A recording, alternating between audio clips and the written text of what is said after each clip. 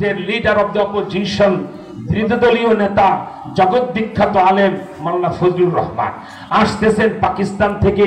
বর্তমান পৃথিবীর সবচেয়ে বড় ফকিহে মিল্লাত, বর্তমান বিশ্বের সবচেয়ে বেশি পণ্ডিত আলেম আল্লামা তাকি উসমানী, আল্লাহু আকবার বলেন।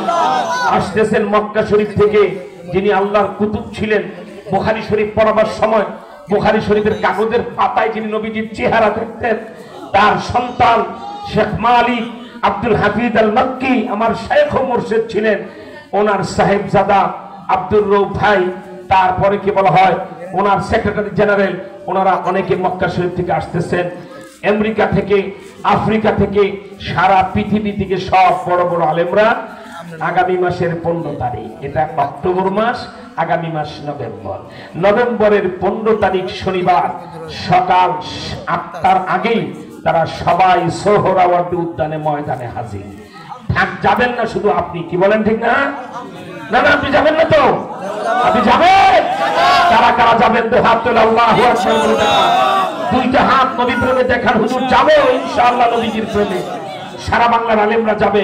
হয়তো কওমি মাদ্রাসার ক্লাস বন্ধ থাকার পরামর্শ চলতেছে, বিভাগের পক্ষ থেকে নোটিশ আসবে 15 নভেম্বর শনিবার। ওই দিন বাংলাদেশে কোনো কওমি মাদ্রাসায় ক্লাস হবে না, কিতাব পড়ানো হবে না, নবী প্রেমী সব ঢাকায় যাবে। আলহামদুলিল্লাহ বলেন। হেফাজত ইসলাম থেকে ডাক আসতেছে, আহমদ শফির ডাকে, জোনায়েদ বাবুনগরীর ডাকে, 70 লাখ যারা শাপলা চত্বরে যায় এদেশে বদর কায়েম করেছিল, ঠিক কিনা জোরে কর, তারা সব আসো। হযরত পীর সাহেব চরমনাই সহ সব মুরব্বির থেকে যৌথ আহ্বান আসবে, চলো চলো ঢাকায় চলো, নবীর শত্রু কাদিয়ানি খতম করো। এগুলো আপনাদের সবাইকে 80 লক্ষ টাকার বাজেটে কাজ চলছে। এবং এর সিংহভাগটা এই প্রথম আমি বাংলাদেশে দেখলাম।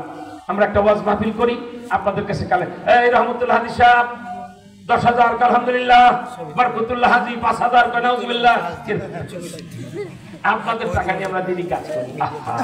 80 লক্ষ টাকা খরচ হচ্ছে এই সম্মেলনে, শুধু মেহমানদারির জন্য আর স্টেজ সাজাবার জন্য। একটি টাকাও সাধারণ মুসলমান থেকে নেওয়া হয় না, সব আলেমদের পকেটের পয়সা।